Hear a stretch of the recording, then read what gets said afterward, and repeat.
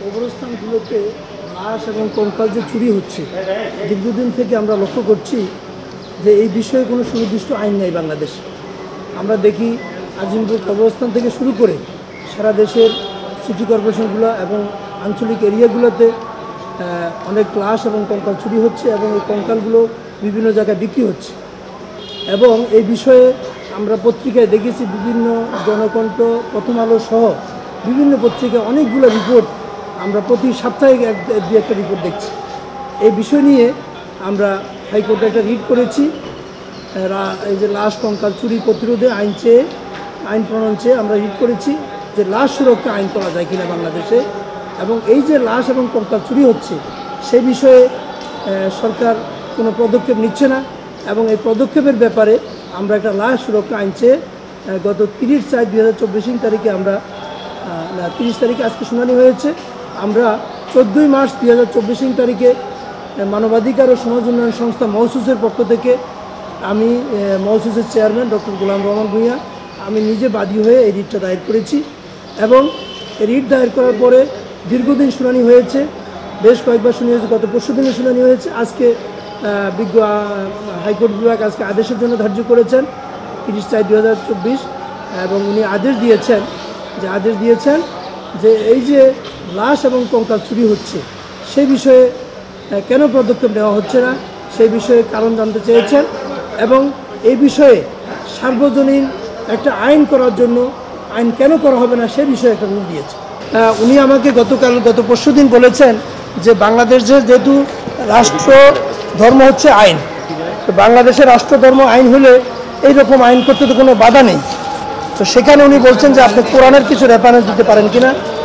আপনাদের জ্ঞাতার্থে আমি জানাচ্ছি, আমি কোরআনের রেফারেন্স দিয়েছি, কোরআনের বেশ কয়েকটি আয়াতের রেফারেন্স দিয়েছি। সেটা হচ্ছে সূরা আবাসা, জি পরিসংখ্যানের বিষয়ে আমরা পত্রিকার রিপোর্ট যেটা পেয়েছি এটা হলো প্রতিদিনেই বিভিন্ন কবরস্থান থেকে প্রায় 150 লাশ চুরি হয়ে যাচ্ছে প্রতিদিনেই। এটা আমরা পত্রিকার রিপোর্টে দিয়েছি, আমাদের রিট পিটিশনে আছে।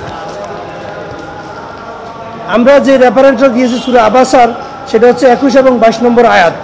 সেখানে আল্লাহ বলছেন যে তারপর তার মওত ঘটান এবং পৌঁছে দেন তাকে কবরে, অথবা যখন চাবেন তখন আবার উঠিয়ে আনবেন তাকে।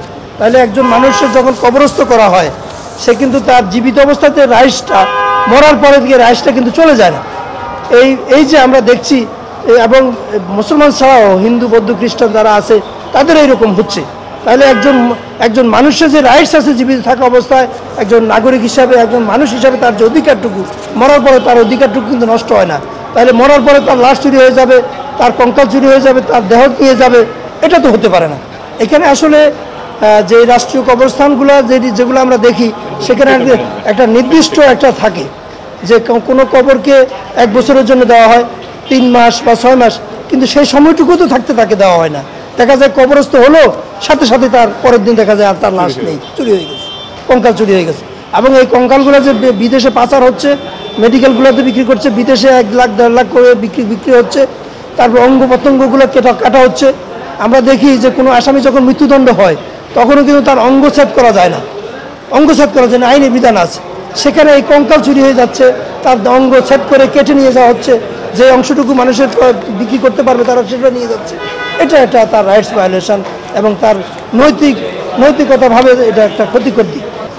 সেটার বিষয়ে সেটা আইন প্রণয়ন যখন হবে সে আইনের মধ্যে সরকার বিভিন্ন জিনিস দিতে পারবে। সেটা যখন আইন প্রণয়ন হবে সেখানে আইন বিষয়ে এক্সপার্ট থাকবে, তারা যে কতদিন থাকা যাবে, কতদিন কী করা যাবে বিষয়গুলো সেখানে থাকতে পারে। রুল দিয়ে 2টো জায়গায় রুল দিয়েছে, না ডিরেকশন দেয়নি, রুল দিয়েছে। ধন্যবাদ সবাইকে।